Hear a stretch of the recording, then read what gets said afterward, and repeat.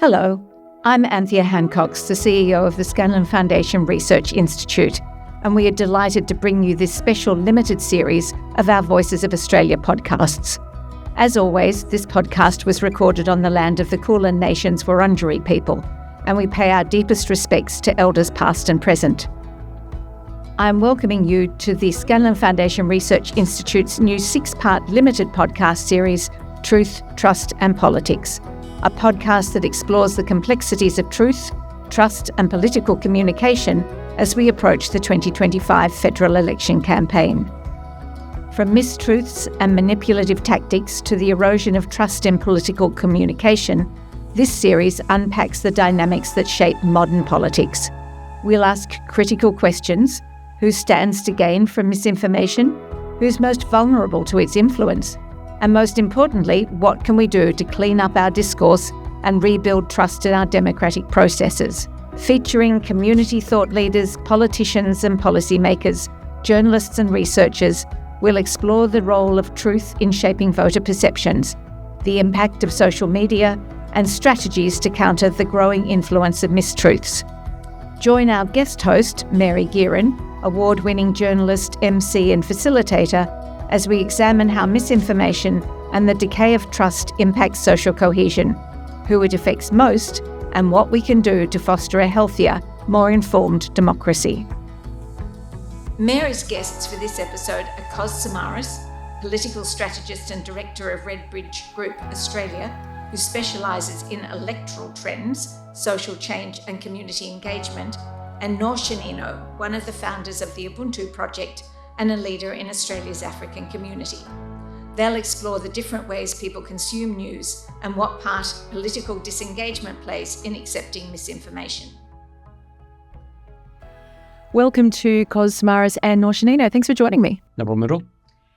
I'm going to ask you both, can you think of a time when a mistruth was propagated with the cloak of freedom of speech, and what you think the effect of that was? I've got two quick examples. One is from quite a while ago, post-September 11, growing up as a young Muslim man in Australia. I remember going to school, back to high school the morning after, and being asked by teachers and other students, when I think I was one of two kids of Muslim faith, what do you think of this? Do you support this? Is this something you would do when you grew up? And so on. And the really terrifying thing was that I had no answer because we never discussed this. This was not discussed at the mosque. My father never had this discussion around the dinner table. But that kind of continued on because then it was how the media kind of was talking about what I perceived as me and my family. And I remember there was one specific panel show, news show, that had an episode titled, Is Islam Compatible with the West? And I understand that there was a lot of fears and where they were coming from. But as a young Muslim boy grew up in this country, when you see that on mainstream TV, that's just another way of telling you you don't belong in this country. And what opportunities are you going to have? And how are we going to talk about dreams or hopes or ambitions or career and things like that. And so, I think that was one way where the media really sort of, and that obviously continued for a number of years with the wars as well and things like that. They just carried it on for all of my young adulthood. So taking a fundamental sort of mistruth and really structuring a whole worldview around it, that's what you saw in the media. Yeah. Because I've heard this so many times when I've interviewed young Muslim Australians over the last 12 months, that story, that is specific story. In fact, you've identified that was a point beyond which sort of a whole generation's views of, everything that talks about messaging and truth. Yeah. Place and belonging, and the way they were treated when they were growing up. And so when I try to explain to the media and politicians in terms of why is the Muslim community responding to what's going on overseas at the moment in the way it is, I said this is a manifestation of 20 years. A lot of young Muslims have not been allowed to feel comfortable in the country they've grown up in. And basically the issue, the conflict, simply poured petrol over a bonfire. And how confident, how prepared do you think this current group of parliamentarians are hearing that? How much does that resonate with this group that we've got? Yeah, the problem you have with the political class in this country, and I think it's a universal problem, is they don't live amongst the people they represent. So they would be completely unaware of that 20-year journey that Noor went through. Many other young Muslim Australians would be completely unaware of that background, and so they will try to fix their political problem by doing a couple of things which we've seen them do to this day. And none of them are effective because they're not really addressing or acknowledging why there's such emotional there's such an emotional response to the conflict in terms of how Australia has responded to it, right? It's lived experience is so important. What do you think about that, Noel? I think it's absolutely, I agree completely. It's 100% right. I think there's a flip side to that as well, where in some areas, yes, we've become really passionate and driven, but in a lot of places, we're just completely disconnected. Yeah. And voting and politics and what happens at the heights of the political elite, as you said, at the political class, it's just we feel like we're not part of the society in the first place, so why should we care? And that it's not something that we're invested in, honestly, because we already feel like we're not a part of the mainstream society as it is. And that carries over into a lot of ways. I'll give you a simple example. Not long ago, I was sitting with a group of about 25 men, some of them married, have children, working. And we just asked, how many of you are registered to vote? And it's only me and one friend, and all of the rest were not registered to vote. And what young people are told at the age of 16, 17, I hear it all the time, is make sure you never register to vote. And the assumption is you're not going to vote anyway because these things don't affect our communities. And so you're just going to get fines every year. And so do not register in the first place. And here's how you avoid that. The biggest so in the Victorian state election in 2022, we had the lowest turnout since 1943. Mm-hmm. And then when you look at the data as to who didn't turn up, it was diverse Victorians in diverse areas in very significant numbers. Yeah. And yet at the same time, we have the rise, as you said, the flip side is some re-engagement, even activism in this space. How do you see that manifesting itself in the community, Noor? And then I'll ask you, because you know how significant it is, but how do you see it? Is it, what sort of activism is it? Is it a good type of activism? Is it healthy? Is it what you want to see out of this? Yes and no. I'm talking about politicians. I'm giving you a politician's answer, but yes and no. I think in one way it makes people very susceptible to fringe politicians, to conspiracy theories, and all of those kind of things. On the other side, there's a lot of people, and I think it's sort of the ones a bit younger than my generation that kind of didn't go through that sort of post-September 11 transition. Just this is the reality we grew up in. And they've been very active, whether it's on social media. We've definitely seen it with the Gaza conflict and the activism that they've taken on. I've been to a couple of events where they're even talking about the power of using the social media to make positive change and putting pressure. We've seen it through a whole bunch of, for example, boycotts that now even I see young children in my family being like, no, we just don't go there. We don't buy there. And it's something that they're very, very aware of.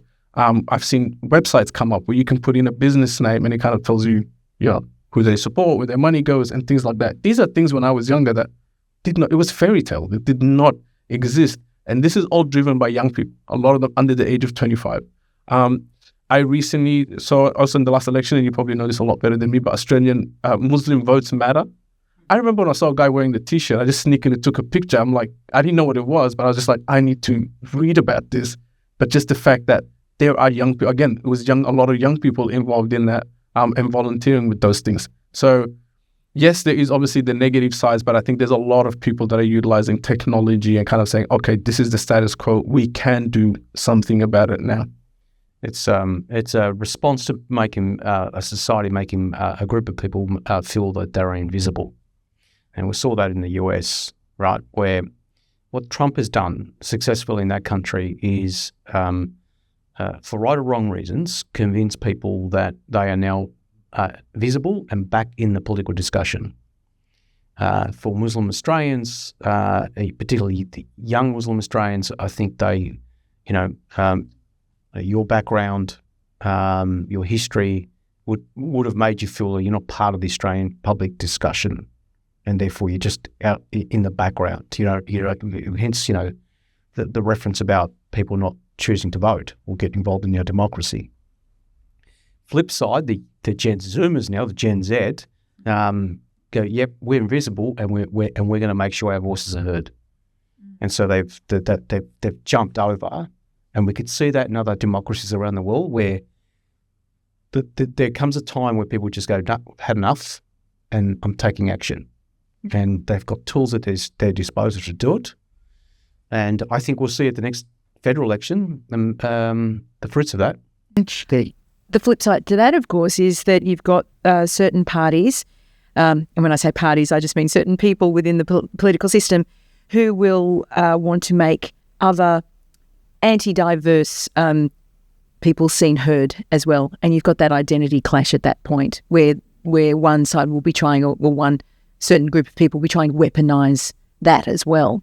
Do you see that looming for, Australian election? It's pretty hard in Australia to do that. You can pull it off in some states like Queensland, where it's fairly monocultural.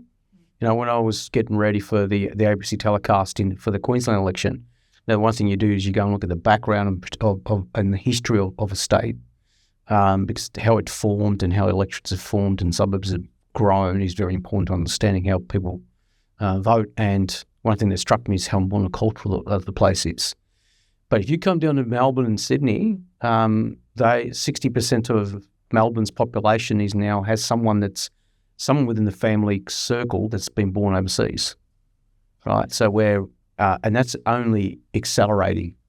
So yes, you can find lots of intolerance within migrant communities, right? Which is something that most people are not aware of, but it's just a lot harder to play at that political game in the big electoral theatres that Sydney and Melbourne are. Yeah. Nor, you mentioned before the role of social media in terms of that activism. One of the striking things that came out of the recent mapping social cohesion survey from the Scanlon Institute was that people who use social media on a daily basis were found to be less negative in their views about either Muslim or Jewish people of faith than those who don't use social media as often. What do you think about that? Does that surprise you? Yes, it does surprise me. I don't know if you should. I haven't had time to think about that, but it definitely does. But there's something that in our work we refer to as global citizens. I mean, probably for a lot of us and most older Australians, or not older, 40 years old, the way we learn about the world is at home with our family, maybe extended family, close family, friends. It's very homogenistic kind of, whether it's socioeconomical background, religion, politics, things like that. And our world kind of grows gradually after that, where we'll go to school, primary school, still within socioeconomical background, maybe it's just kids in a local neighborhood, and that keeps growing. You go to university, that expands. You go to university, that's really where you're meeting people from maybe, in my case, rural Melbourne or rural Victoria, and so on. And that's when your network grows, and you're thinking about your street, your neighborhood, maybe your city, your state, and then maybe you meet overseas students and you're learning about other countries. That's not how young people are growing up now. We've got a generation that grows up with a global lens. At the age of 4 or 5, they're online, and they don't really, a lot of times, differentiate between even Australian politics and American politics. Another example I had was during the height of about a year and a half into the COVID lockdowns in Melbourne, where Daniel Andrews was on TV every day. Even people not involved in politics, normally probably would not know, knew who he was. And I sat with a group of young men, again, all over the age of 25, who didn't understand who he was and what his role was. This is a year of him being on the news every day. And the only way, so we had the conversation, they said, is he like the president in America? Because American politics was the only reference point they had. And it was only once we said, well, he's kind of like a governor in America. And they're like, oh, okay, we get it now. We understand what that means.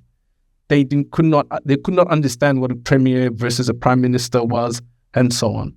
And so to say that that's how they grow up, that's how they look at things. I sat with a group of young African Australian men, young boys, teenagers, and somehow the police came up. I think we were talking about organizing community event and police presence, and they said, no, we don't really, what was the word they used? They're like, no, they're kind of the enemy. Use terminology. And I said, oh, this is a good way for me to start talking to them about their perception of the police. And so we were talking about Victoria Police, and they said, no, we don't like them. When I said, why? They said, they shoot unarmed black men. Right. Which is, I have my own sort of issues with over-policing and targeting of certain demographic communities and cultural communities in Victoria and so on. But that's not the issue here. And so for a lot of them, that's why I call them global citizens. They see an issue that's happening in the Middle East, in America, in England, wherever it might be, as it's an issue for all of us. That has its pros, but also has its cons. When we try to talk about Australian politics, when we try to talk about local elections, that really, really makes it difficult to cut through for young people. When we're talking about issues, a lot of times, if you're not talking about these big global issues, it doesn't cut through for them. And so with that, sort of thinking that through, I'm not surprised that so many people online kind of have, the more positive global, we're all human being perspective, which is beautiful and it's great. But like I said, when we're trying to talk about local issues, local challenges, that does create a lot of difficulty in cutting through. Yeah, and if there's not that engagement, then it plays on the civil society sort of ignorance that many of us have as well. It's the first globalist generation, obviously, and I've actually used that term when some in the media have asked me, why is this generation different politically? And that doesn't mean they're all progressive. They're just different in a very big way. And it's because of exactly the point you've just made, which is, they're from the time they could read and write, there's an iPad in front of them, or there's a TV in front of them, or there's a computer in front of them, or there's the phone in front of them where they can actually connect to the rest of the world. And they don't have these boundaries that us older Australians grew up with. So, yes, this is why what happens in Gaza matters, because it is the same. It's just like them objecting to seeing black men being shot by police officers in the US. It's the same. And it's you look at the way you look at the views of very, very popular podcasts from the US. Significant numbers come from countries like Australia, not particularly much young people. Yeah. So this notion, and that the findings of the Scanlon Institute survey need to be drilled down into. There's a lot of complexity in this area, particularly because social media platforms are always changing and the regulatory aspect is always changing. But the notion that social media might be a positive force, if you like, through that, versus its negative force when it comes to promoting the conspiracy theories and so forth. What are your views on that at the moment, Cos?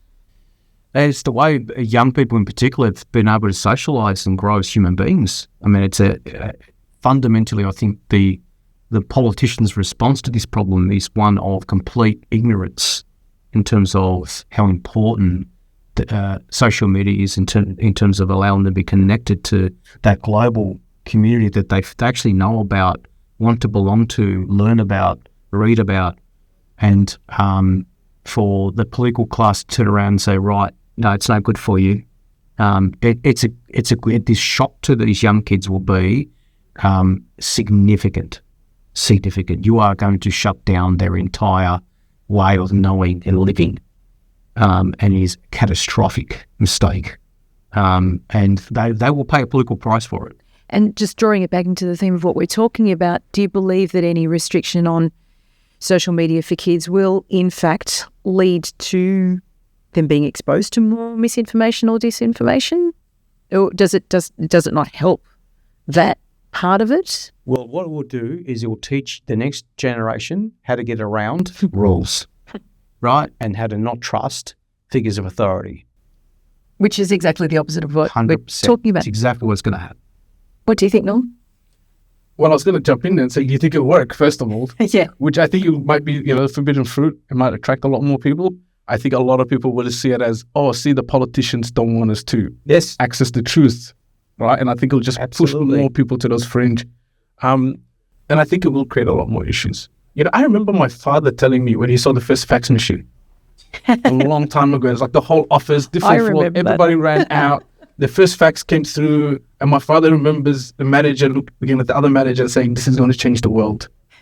Right? I mean, the fax machine didn't, but for them at that time, that's what it was, and it just took them a while to understand. And the only thing they were using it for at that time was to get a copy of the passports when they were picking up executives. He's working in the Middle East at the airport, so at least they would know what they look like, not just holding up a name flag.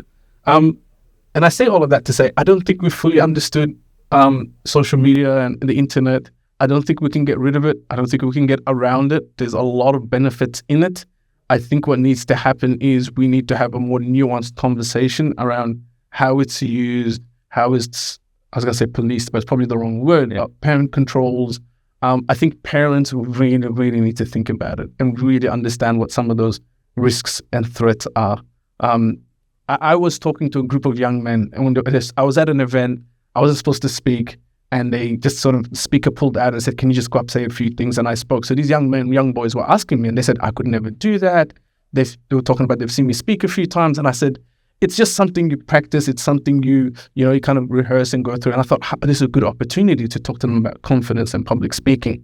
And so I said, tell me of a time when you've gone up and spoken to someone you don't know. And they said, what do you mean? I said, just tell me of a time you went up to someone, said, like a friend. I said, no, someone you don't know. And they literally turned and next looked at me and said, why would we ever do that? And I had to pause for a second. I was like, was that being a creep? Is this me? I had to question myself. And then I said, well, how do you meet people? And they're like, online. And then there was a whole chain call around how they did it, which was, I'm like, oh, you just send a DM. And they're like, no, you will like a certain number of pictures. And then you wait for them to like a certain number of pictures. I said, then you message. They're like, no. They're like, then you like a couple more pictures. And then it goes back and forth. And then you can start a conversation. So they've got their own like communication. We talk about like they don't have interpersonal skills, or it's just that it's changing. It's changing. They do have these skills. In fact, they've got this kind of sense that they kind of make up on the spot, this code that's being, this is the created. The point I made, that we're talking about young Australians who've grown up, who've learned how to socialise and communicate with the world around them with these platforms. And then you have a generation of politicians who actually grew up with a fax machine, making up rules for them, right? And it's catastrophic. Yeah. So let's flip to talking about the traditional news outlets. How much do they still have a role in combating disinformation? What would you say about their influence or their efficacy? You go first. No, you're bursting to go, Cos. Do you want to go first? Well, I was going to say, in which group? In which group? Yeah, that's a good point. Because I come from an African Australian background. That's where a lot of my work is focused on, especially those in Victoria. I can't tell you the last. I haven't had a TV connected, like an antenna actually connected. I watch free-to-air TV. Maybe the footy here and there. Sometimes when I can't get my app to work. I can't remember the last time I listened to the radio. It's podcasts or something off my phone when I'm driving. I can't remember the last time I read a newspaper or any of those things. I go online, and again, going back to global citizens, like www.bbc or www.CNN or whatever it is I'm reading. I don't personally even consume, now that I think about it, compared to when I was younger, not anywhere near as much as Australian media as I did. Never watched Home and Away, never watched Neighbours, never watched any of these shows. I'd like to point out, I think that Home and Away and Neighbours were disinformation of a different sort. But yeah, please. But it's also the lack of representation. Of course. And so what group of community are you talking about? They are the ones we talked about post-September 11, all our lives, myself, who were never really part of Australian media, never really trusted it. A lot of young people. I'm seeing time and time again where someone will say something, and if you say, I got it on TikTok, they'll believe that more than I watched it on channel whatever. Wow. I thought, well, we know the media lies. That can $270 million the free-to-air channels lost last year. In advertising revenue? Advertising revenue, and that's going to get worse. And that's because anyone under the age of 60 now uses streaming platforms a lot more. They're not real big consumers of free-to-air. I get frustrated when I hear some of the media report on each other with regards to, for example, the ABC's ratings on certain radio stations. And I just say, well, the type of person that would listen to the ABC format would be someone who's interested in deep content. Or that's the growing market for podcasts, right? So they're just moving over to podcasts, long-form conversations. You could see how Trump was able to embrace that, right? Where Harris ran a campaign that was tailor-made for boomers, and he ran a campaign that was tailor-made for millennials and Gen Z, because he went on all the popular podcasts, Rogan, Sean Ryan, a whole bunch of other ones as well. And, his political opponents say, well, they're all right-wing podcasts. Well, if you look at the people that engage with those platforms, they're not right-wing. It's quite diverse. And so, that world's changing drastically. And so in that circumstance, you've got drastically lower numbers looking at traditional news outlets. You've got erosion of trust in institutions, governments, academia as well. How do you then have effective strategies to counter disinformation if the trust in these institutions are gone? I know it's a big question, but what are your thoughts, Snor? I think a couple of big ones. One is you've got to go where they are. We work with a number of services, some government, some independent, that are working with young people, but they're talking about the promotions not cutting through or things like that for events and stuff like that. And then when we ask them, well, what are you doing on social media? They're like, oh, we're not allowed to be on social media, or we're not present on social media. Or you go on there, and again, they've got somebody my age who doesn't really use social media running their comms team. So I think number one is, and this is something that works really well for our organization, is actually working with young people, getting young people. Some of them don't have these qualifications, like, hey, can you do this social media campaign? And the things they come up with and the language that they use, none of us would have come up with that. During COVID, we worked with the Huddle and we ran a vaccine campaign. And we called it a youth-led vaccination campaign, where we got young people to come in. We just supported them. And we said, we want to get young people like you to get vaccinated. What should we be doing? But we started from the ground and said, would you get vaccinated? And if you would, why would you or wouldn't you? And one thing that cut through for them, and they were all of African Australian background, was that I'm young, I don't have any underlying circumstances, I'm not sure what the government is telling me, and so I'm not going to get a vaccine for those things. But the things that cut through was family, sense of family, protecting older family members, protecting other people in your family. They're like, yeah, I'll get the vaccine if that's what it's for, but no one's using that language. No one is talking to them that way. People are talking to them about doing your responsibility as citizens. And if you don't feel like you're part of the society, is that really going to cut through? How emotionally is that going to actually matter to you? And then they came up with it, and the slogan they used was something like, get the jab for your fam. And then they had one of the first actual pop-ups. So we had talked to the Department of Health about that out in the western suburbs. And we could not believe the numbers of young people that came. But as byproduct, they had young people, teenagers, bringing their parents, older siblings along with them, because now this was something that cut through, speaking their language. It made sense to them, and it sort of was hitting on the points that mattered to them. Mm-hmm. And so it's really about how do we speak their language? Kind of like you said before, there's these people that have grown up and they're experts on this. They don't realize it. Sometimes we don't. A lot of our animations about health, a lot of the campaigns that we've done, I literally get young 24, 25-year-olds in a room and say, let's start brainstorming. How should you use this? What language should we use? And there's been times where I've kind of had to be like, I don't know if this is going to work, but it does, because they know how to speak to each other. So I think we should really be bringing a lot more younger people in. We do the whole code design and all these things, but really we've kind of decided the parameters of what we're doing and allocated the budget before we bring anyone in, going through the consulting process. But I think if we genuinely come in and say, we want to listen to these young people. If you want to cut through to somebody, maybe you should listen to them. And so bringing them in really early on before we put all those things in and bringing it back to the elections. I mean, it's how many parties are sitting down with young people and saying, what do you actually care about? What actually matters to you? And kind of going back earlier, it's, well, what group are you talking about? If you're talking about a bunch of young people from multicultural backgrounds and live in the inner cities, maybe a single parent household, well, what they care about, what matters that cuts through to them is very different from upper middle class children, mother and father with two young kids at home and at home. So it's trusted platforms, it's trusted voices, but it's actually real fair dinkum engagement, which is your bread and butter, Cots. Yeah. Do you agree? Yeah, absolutely. So, if you look at the way the political class in this country projects its youth politics, it's monocultural, it's wealthy.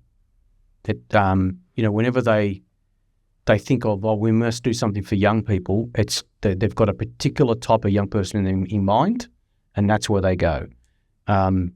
And they've been playing this game now for some time, and they're now seeing the fruits of that, unfortunately for them. The federal seat of Fowler, the median age for Daly support base is 28, and it's diverse.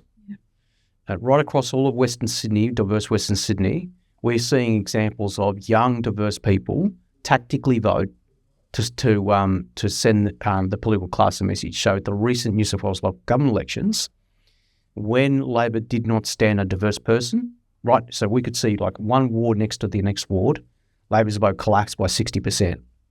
And then right next to it, they've endorsed a young Muslim woman, Labor wins. Yeah. right, with endorsed tickets on both occasions. But you had one that wasn't a diverse person, the other one was. So they're quite savvy. And just using your the COVID example is initially when we were looking at diverse communities' response to the COVID problem, there were a few people that we were interviewing at the time that said, "Oh, it's not our problem." And we said, "Why it's not your problem?" Because all the advertisements tells us that it's white people that have got COVID. So, right, We learned such a lot out of COVID. I'm not sure that the lessons stuck, but if you were looking, the lessons were so much there. So taking it full circle, you're both talking about people feeling heard and engagement with them in messaging, but also through representation in government. And is that therefore the long way around to getting a more truth-oriented society where people start re-embracing the idea that there is such a thing as truth, there is such an idea as, we should fight against misinformation? I'm not sure how much either of you think that horse has bolted and we're just going to think differently for the rest of our lives in terms of, other than when I grew up, when a fact was a fact and science was science. And the news was the news. I just think there's a way back. I don't think it's a matter of, I think America is very different. Yeah. I think America, again, I think we're importing a lot from there, but I think in America, it's like you almost, to even have, like we all hear swing states and so on. And we do have worlds that are a bit more like that here. But I think because so many young people, especially from multicultural backgrounds, have not been engaged in politics for so long, the way I would, probably put that forward to a lot of these politicians are, those are votes that you can pick up if you're willing to do the work, right? We've got a very big young population. You kind of talked about the numbers. There's many more young people coming through. I mean, what's the electorate going to look like in 10 years or, whatever it might be? It's already the biggest cohort now. Exactly. So, and it's only going to get bigger. Yeah, wow. Yeah. And so, I think you can still win them over, but I think one thing I heard about with Donald Trump, a lot of young people saying was, look, no matter how crazy he sounds, at least he's being honest. And that sense of being honest. Or authentic. And okay, whether I like you or not, at least you're being straight up with me, especially in Australia. It's something that we really appreciate. With these young people growing up on social media where they put their whole lives out there, it's something that they really, really, really appreciate. And then, that kind of leads to trust. But also I think we need to quickly talk about what trust really means. Yeah. And I think in a Western cultural or Western society, institutional trust is really important. We trust that if I go to this hospital that, there's all these other stuff, protocols are in place and so on. But for a lot of people from multicultural background, it's a bit different. We come from countries where there isn't institutional trust, but trust is a personal thing. So it's, I trust you and you vouch for this, so that kind of carries over. And I think that's a phenomenon that's kind of spreading through this whole social media thing. Joe Rogan's a great example. If someone's going to come up there, answering his questions, they sat down, Joe Rogan was willing to bring them on. That carries a lot of credibility, even before you say anything. I heard Bernie Sanders being asked post the election in America whether he thought it was a mistake that the Democrats, especially Kamala Harris, turned down platforms like Joe Rogan and so on. And he said, yes, he said, I've been on there. This is where young people are, whether you like it or not. You can go up there and stand on your talking points and push back if you need to. But you need to be there. Otherwise, you just don't exist in their sort of perception. So I think Australian politics, they've got an opportunity to kind of realize that there are a lot of votes that they could win over, but they're going to have to work for it, for all of the points that we've talked about, and so many more we're probably not going to have time to get into. Authenticity is the actual, that goes on what Noah's saying, is the authenticity is the absolute critical ingredient here. And it's the power of those platforms that we've just been talking about, like the Rogan Show and others, is that you have, like, Trump was on there for 3 hours having a conversation.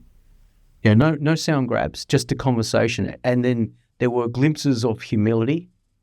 There were glimpses of self-perception, what he would do if he was going to lose.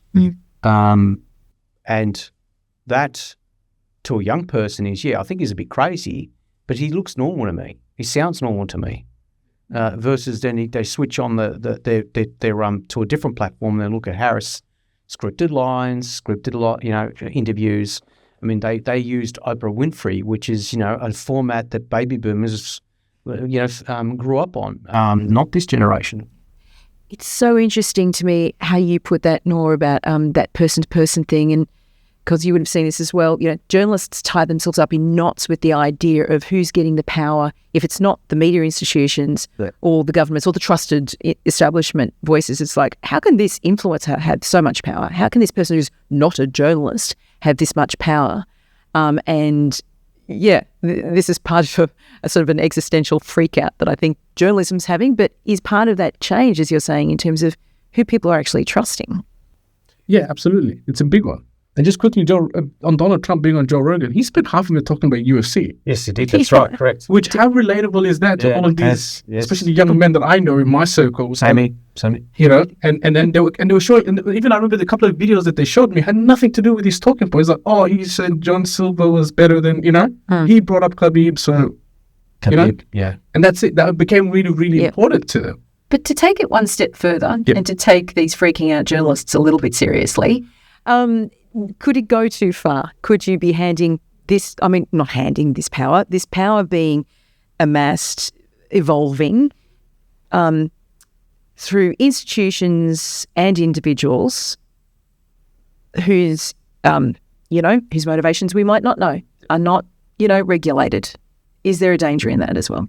Yes, there is, but there is a bit different. I think, again, we're stuck in sort of, back in, our grandparents got the news from where? It was the newspapers and the radio, maybe, right? And they were things that took a lot of resources. It was kept by very few people. And so it was very streamlined. Whether it was the truth or not, it was very streamlined and factual, and there wasn't a lot of perceived back and forth on that. And so that's kind of where people say facts. I'm like, well, there were still biases, there was still propaganda, there was all these things happening. Our parents got their news a lot more from TV. We saw sort of CNN, BBC. I remember having a dish when we were younger. So we were watching like Al Jazeera when it was just in Arabic at the beginning. And even the difference between what they would show, how they talked about things, sort of Middle Eastern news channels compared to Western channels, what made the news, what didn't make the news was very different. But still, it was sort of, there's this person that's been on there for a decade or more, these, Brokaw and all these sort of famous people that, you hear people talk about, we could trust them. Now young people get it from the internet. They get everything. Medical advice, everything is off the internet. I see with these young people, 16, 17-year-olds, and everything starts off in, I saw a video, and then whatever. But it's also overwhelming because they'll sit there and they'll say things like, oh, did you see the video I sent you today? And like, which one? Because they've received so many videos, they've watched so much. One of the challenges we're seeing now, we're doing a lot of work with young artists that I've spent their whole life on social media, but they're struggling because they're not able to cut through that sort of whirlwind and all of those things that are on there. Sorry, I forgot what your question was. No, but that's like, it's an incredibly important point, because if you go, the period in which the media that our generation got used to is actually a bit of an aberration when it comes to human history. What human beings generally used to use was word of mouth, personal bonds. If you trust that person, you follow that person. If you look at the way nation states used to organise themselves prior to the, we're talking about the 1800s, it was all through those micro networks. And so I think we're going back to a version of that, but it's actually online, right? And I think the genie's out of the bottle and it's not coming back. That old world's not coming back. Yeah, it's still, and this is a whole other topic for a whole other day, but it's also deeply hidden in, some very obscure algorithms owned by social. Yes, that is fundamentally. So that's the problem. Absolutely important point. Yes. But sorry, I was going to say also on that point, like I remember why I brought up the news and how we consume news. It's also that we expect it to be facts when it comes back to us. Like when it gets to us, like it's been checked, it's been vetted. I don't think that's the perception young people have now. Yeah. Where it's, somebody's opinion, that can be disproven tomorrow. That can be disproven a week from now. And they're okay with that. They're okay with hearing something today, and if a video footage comes out showing that Noor Shanil lied about this, then, well, that's the news today. But they don't, so you're saying they don't necessarily say, I heard that, so it must be true. They're not thinking that. They're thinking, I heard that, that's what that guy. But they're open to be convinced. Right. Where I think if you go back, if somebody heard something from the news, it's like, no, that's what it is. It is like, this is why. And if you come and say something else now, then it's, well, you must be really. This is why the misinformation doctrine that you hear from older Australians, particularly those on the progressive side, is a reflection of their old world, right? Where they don't understand that young people have got massive levels of skepticism, and they'll go, okay, that's what he's saying or she's saying, and then there'll be another point of view, and that's fine. The other bit, obviously, if it aligns with your prejudice, if you've got biases, and all of us do, then it's going to bite a lot harder. And it doesn't matter what you do from the other side of the political fence to try to stop that, you can't. Yeah. Which leads me to, I think, my last question, because I think we're running out of time, but I'm going to put to both of you. How do you combat disinformation in your own personal lives? What's your strategy? I don't know if I'm a good example, but I said to you before we started filming, I'm not on social media. Yeah. Just in terms of someone saying something to you or trying to convince you or saying that they've heard something or that they are convinced by something that is not true. I'm a very skeptic person. Maybe it's part of my generation, again, like we talked about our experience, and also just sort of not being part of the dominant culture in the countries I've lived in. But I'll start off from a place of skepticism. And it's always like, this could be true, could be not true. Depending on how important it is and what it overlaps with, my criteria for how much, I don't know if evidence is the right word, or how much certainty I need around it is slightly different. But I'll be honest, when it comes to certain like politicians, news, I'm a very skeptical person. If it's something that's matters to me, if it's something that's important, I will really dig in. And maybe because I'm not overwhelmed by a lot of information on social media, that kind of cuts through. One thing I have found to be really important in our own work is just being sincere and being able to own up your own mistakes and your own errors. You know, part of our work, we sit around with a number of services and everyone will talk about how great their program was and how everything went well. But we look at the outputs, the statistics at the end. Well, some things are not working and we need to kind of be honest. So a lot of times I will try to be honest about our shortcomings and where we could have done better. And that seems to create a safe space where people are more willing. And is that sincerity part of also how you might convince someone, if you're trying to suggest to someone that they've got it wrong, that they've been duped in some way as well by a mistruth? Is that part of your response? Yeah, absolutely. Well, I'll sit there and talk about this, our own experience, really leaning into that. I guess really my answer is tapping into that personal connection. Which sometimes is difficult if you're dealing with, business things. But I think this place for it, even in that world, and kind of being honest, really opening up, coming out and talking about our experience, kind of setting the scene, talking about own perceived prejudices and things like that. So I don't know if I have a good strategy for you. I'm working through it, but it's very different. But one thing I do with young people is kind of put myself in their shoes and what matters to them. I'm getting a bit older now, so working with a lot of young people, it's, through the staff that we have, really making a time to sit down with them and hang out and be around them and listening to them and not coming in with preconceived, even questions. We did a whole racism in school report and we did consultation sessions. We literally had no questions. I was like, no, we're not coming in with a set of questions. We're going to come in with one question around discrimination or racism in school and then kind of go based on what they tell us. And what we ended up with, no way we would have ended up there if we had pre-scripted questions. And so a lot of times it's about knowing that we have limitations. Kind of like I said before, if I'm trying to get young women to come to a certain workshop that we're running, I should not even be in the conversation around how do we market that, how do we develop it. It should be led by not just women, but young women. If I'm doing something for, men with disabilities and all of these things. And I started doing this work quite a while ago. So things like representation and lived experience and things that we take for granted now were not terms that we used. I remember getting laughed at the room when we were saying things like, if you're trying to work with young Muslim men, well, maybe you should have young Muslim men kind of leading the project or leading the sessions, being the facilitator, and generally being laughed at the room and being told, oh, that's not how it's done. But, you'll learn as, you get more and more into this work and the more time you spend in the industry. And a lot of people thought we were a bit crazy for saying these things. I remember the first time we ran a session, I came in, I was young, and I ran a session that was already running for young African Australian men. And by the end, this youth worker, had been a youth worker for 24 years, asked me if we could write a research paper on this, what now we would call peer-to-peer structure. It was like, oh, we got someone from the community to run. And I sat there and I just thought, this is not a thing that you do. The hard lockdowns in Flemington and North Melbourne, when the SAS afterwards said to us, we want to do a bit of a report on using community members as part of the emergency response. I was like, you don't do that. If you go to rural Victoria, there's a bushfire. It just seems like common sense that you have locals that have people's numbers, people trust them, and it's not. So I think about kind of all of that. I don't know how you put it into one response, but all of that. Personal connections, sincerity, being honest.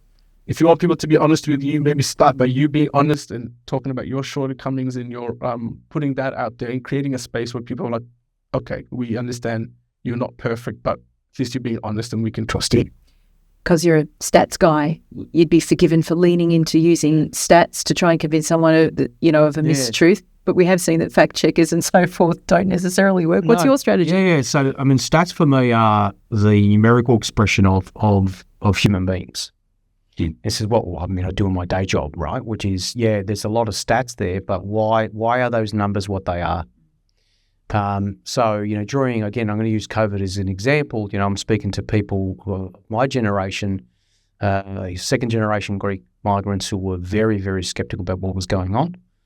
And, talking to them, just having long form conversations, knowing their backgrounds. One good example, a friend of mine, very skeptical, was not going to be vaccinated, didn't trust doctors. Why didn't he trust doctors? Well, because his sister 5 years ago died of cancer unexpectedly, and he thought that the medical system let his sister and their family down. Therefore, he had anger stored up, and along comes a pandemic, locks him in his house. He loses his job. Trauma is now compounded, and he's now completely pushing against it. So, understanding that and then empathizing with it and working through it with him, we got him there in the end, but it took a bit, right?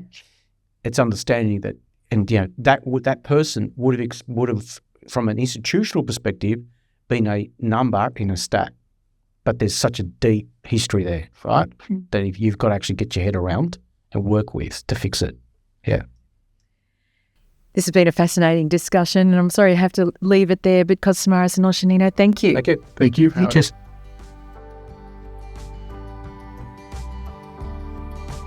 Thank you for listening to our podcast. For more episodes, check out our website at scanlaninstitute.org.au.